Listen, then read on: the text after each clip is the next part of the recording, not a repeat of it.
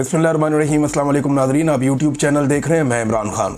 आज की सबसे बड़ी खबर, और मैंने ये बहुत पहले से आपको बताया था, हम इसके ऊपर वक्तन फ़वक्तन बात करते रहे हैं कि खैबर पख्तूनख्वा में एक बड़ा जरगा होने जा रहा है। और ये खैबर पख्तूनख्वा की हुकूमत पाकिस्तान तहरीक इंसाफ की हुकूमत का एक बड़ा कारनामा है। तमाम पॉलिटिकल पार्टीज़ को, तमाम स्टेक होल्डर्स को एक प्लेटफॉर्म के ऊपर इकट्ठा करना, ख्वाह वो पार्लियामेंट के अंदर मौजूद हैं, कौमी असम्बली, सूबाई असम्बली में मौजूद हैं या मौजूद नहीं है। यानी जो पार्टी है PTM, उसको भी बुलाया गया, बलूचिस्तान की पार्टियों को भी बुलाया गया, खैबर पख्तूनख्वा की तमाम पॉलिटिकल पार्टीज़ को इसके अंदर दावत दी गई और तमाम के रहनुमाओं को कहा गया कि आप आएँ और आकर इसमें शिरकत करें। मीडिया के नुमाइंदगान को बुलाया गया। यहाँ पे जो है वो बहुत सारे मशरान हैं, वो भी आए हैं, दीगर स्टेक होल्डर्स भी आए हैं, जो कानूनी दिमाग हैं वो भी इसका हिस्सा बने हैं और सबको बात करने का मौका मिला। कई घंटे तक ये जरगा चला और इस जरगे के बाद अब एक मुश्तरका एलामिया जारी किया जाएगा। जब मुश्तरका एलामिया आएगा तो वो तफसीलात मैं आपको बताऊंगा। लेकिन अच्छी बात क्या है, इस जरगे में एक यकजहती और एक भाईचारा देखने को मिला। यानी जो एक पाकिस्तान के अंदर फुकदान है ना, एक मुश्तरका सोच का, इकट्ठे होने का, वो हमें लगा कि यहाँ पे कंपनसेट हो रहा है। यानी जो मिलिट्री एस्टेब्लिशमेंट की एक पॉलिसी है कि हमेशा इनको डिवाइड करो फिर इनको रूल करो, यानी इनको आपस में लड़ाओ, इनको आपस में लड़ा के एक दूसरे का दुश्मन बना के तो इनके इख्तलाफात का फ़ायदा उठाकर अपने इक़्तिदार का रास्ता निकालो। ये मिलिट्री एस्टेब्लिशमेंट का तरीक़ाकार है। लेकिन पाकिस्तान तहरीक इंसाफ ने बदतरीन फस्तायत झेलने के बावजूद वो 25,000 बंदा इस पॉलिटिकल पार्टी का जेलों में डाल दिया। दर्जनों बंदे इस पॉलिटिकल पार्टी के कत्ल कर दिए गए, सरेआम कत्लेआम हुआ इस पॉलिटिकल पार्टी का। बेशुमार अभी जेलों में पड़े हुए हैं, लीडरशिप सारी की सारी जेलों में पड़ी हुई है। रोजाना इसके खिलाफ साजिश होती है, लेकिन इसके बावजूद आफरीन है इस पॉलिटिकल पार्टी को कि इसने तमाम पॉलिटिकल स्टेक होल्डर्स को बड़े दिल से इकट्ठा किया, सियासी और गैर सियासी तमाम स्टेक होल्डर्स को इकट्ठा किया और एक प्लेटफॉर्म के ऊपर लाकर बिठाया। और ना सिर्फ बिठाया बल्कि इज्जत के साथ बिठाया। मैं मनाजिर देख रहा था कि पुलिस की जानिब से आने वाले मेहमानों के ऑनर में सलामी दी जा रही थी। बाकायदा पुलिस का बैंड वहाँ पे मौजूद था। जो भी वफद पहुँचता था उसको पहले एक स्टेज पर ले जाते थे, वहाँ पे उन्हें सलामी दी जाती थी, गार्ड ऑफ ऑनर दिया जाता था। उसके बाद उन्हें ले जाकर जो है वो जरगा वाले हॉल में बिठाया जाता था। ऐसे शानदार इंतजाम किए गए, ऐसी इज्जत अफजाई की गई है। सारी पॉलिटिकल पार्टीज ने सबसे वहाँ पे बात की और जो स्टेज सेक्रेटरी थे वो मुस्लिम लीग नून के थे। आप अंदाज़ा कीजिए, क्या ये मुमकिन है कि मरियम नवाज एक प्रोग्राम करे लाहौर में और स्टेज सेक्रेटरी जो है वो पाकिस्तान तहरीक इंसाफ के बंदे को लाकर बना दिया जाए? कभी नहीं हो सकता। या मुराद अली शाह करे वहाँ पे सिंध के अंदर और PTI को, तो PTI का झंडा ही नहीं उठाने देते, बात ही नहीं करने देते। और एक और अच्छी चीज़ ये है कि तमाम की तस्वीरें लगाई गई हैं इस जरगे के मेन पेज के ऊपर।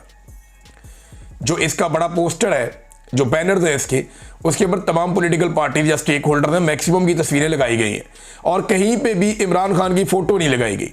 यानी ये सारा मामला पॉलिटिकल नहीं था, ये सारा का सारा मामला पाकिस्तान के लिए था और पाकिस्तान के सारे स्टेक होल्डर्स को इकट्ठा करना था।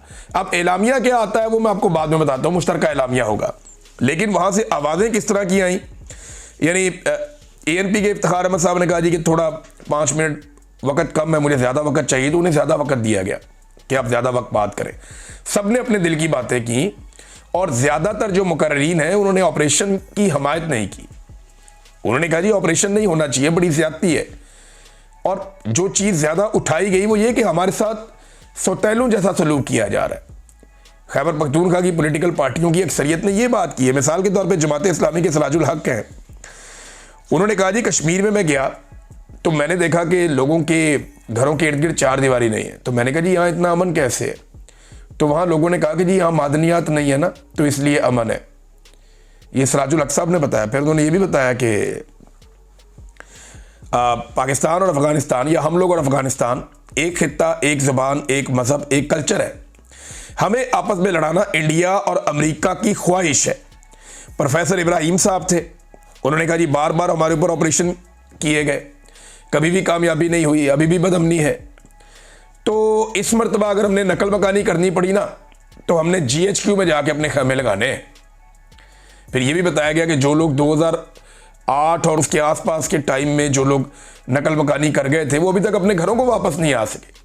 इतना जुल्म खैबर पख्तूनख्वा में लोगों के साथ हुआ। जुनैद अकबर साहब ने बड़े ज़बरदस्त फैक्ट्स वहाँ पे बयान किए और उन्होंने बताया कि तालिबान को वापस लाना सियासतदानों का काम ही नहीं था। एक इन कैमरा ब्रीफिंग को उन्होंने ओपन कर दिया। उन्होंने कहा जी इन कैमरा ब्रीफिंग में आर्मी चीफ और डीजी ISI ने यह फैसला किया था और उन्होंने बताया था इन कैमरा ब्रीफिंग में कि तालिबान हमारे बच्चे हैं, हमें इनको वापस लाना होगा।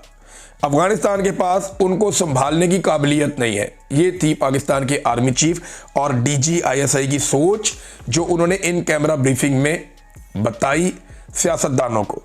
तो सियासतदानों का तो ये फैसला ही नहीं था।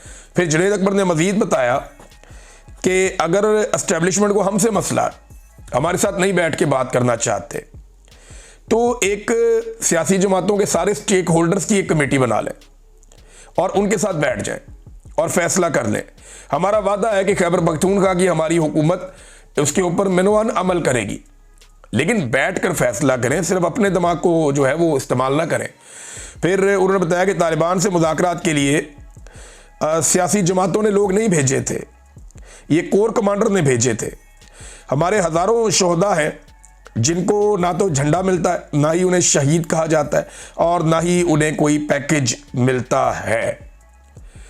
जब कौमी तराना हुआ नाज़रीन, इसमें जरगे में तो तमाम पॉलिटिकल पार्टीज जितने स्टेक होल्डर थे सारे खड़े हुए, लेकिन जो एक पॉलिटिकल पार्टी है PTM वो लोग नहीं खड़े हुए। उन्हें खड़ा हो जाना चाहिए था रवादारी के तौर पे, लेकिन वो नहीं खड़े हुए। मेरे ख्याल में नफ़रत फैलती है। हमें इस वक्त फायर फाइटिंग की ज़रूरत है और फायर फाइटिंग यही है कि सबको मौका दिया जाए, सबके तहफ़्फ़ुज़ात और बातें सुनी जाएँ। मोहसिन दावर ने वहाँ पे खड़े होकर बात की। उन्होंने कहा कि हमारे ऊपर ऑपरेशन मुसल्लत ना किया जाए। बाकी सब लोग भी इससे मिलती जुलती बात कर रहे थे। सुहेल अफरीदी ने एक बड़ी इंपॉर्टेंट बात की। एक तो उन्होंने आदाद शुमार बताया कि जनाब हमें हमारा हक ही नहीं दिया जाता। उन्होंने बताया कि खैबर पख्तूनख्वा के साथ कितनी ज़्यादती की जा रही है। ये भी बताया कि रेवेन्यू शेयरिंग में सिंध को 2.5% मिल जाता है, पंजाब को 2.3%, बलूचिस्तान को रिवर्स करके 2.7%, जबकि खैबर पख्तूनख्वा को जो 1% है उसके ऊपर भी सबको तकलीफ होती है। फिर उन्होंने बताया कि कैसे अरबों रुपया जो वफाक ने खैबर पख्तूनख्वा की हुकूमत का देना है वो नहीं दे रहे। फाटा के मर्जर के बाद जो वादे किए गए थे उनमें से कोई भी पूरा नहीं किया गया। फाटा को जो बजट देना था फेडरल गवर्नमेंट ने, वो अब तक फाटा के लिए सूबाई हुकूमत को नहीं दिया गया। तो जब आप बजट ही नहीं देंगे, जब आप उनका हक मारेंगे, तो वहाँ पे तरक्की कैसे आएगी, वहाँ पे बदअमनी कैसे ख़त्म होगी, लोगों के बाद रोज़गार होगा, लोगों के बाद खुशहाली आएगी, तो तभी तो दहशतगर्दी में कमी होगी। तो सुहेल अफरीदी ने यह भी मामला उठाया और एक और बात उन्होंने कही कि जो रियासत है ना वो अपनी पॉलिसी को बदले। ये जो बंद कमरों में फैसले किए जाते हैं, जिनको मुसल्लत किया जाता है, ये गलत है। इससे दहशतगर्दी ख़त्म नहीं होगी। बंद कमरों से निकलकर सियासतदानों से भी मुशावरत की जाए और आप अकेले अक्लमंद नहीं हैं और सियासतदानों को भी अक्लमंद समझा जाए और हमारे साथ मिलकर बैठकर जो है वो पॉलिसी बनाई जाए। इस तरीके से ना किया जाए। ये बहुत सारी और चीज़ें हैं, बहुत सारी और बातें हैं, लेकिन यह कि बड़ा हौसला अफजा एक जरगा था जिसमें सबकी नुमाइंदगी थी।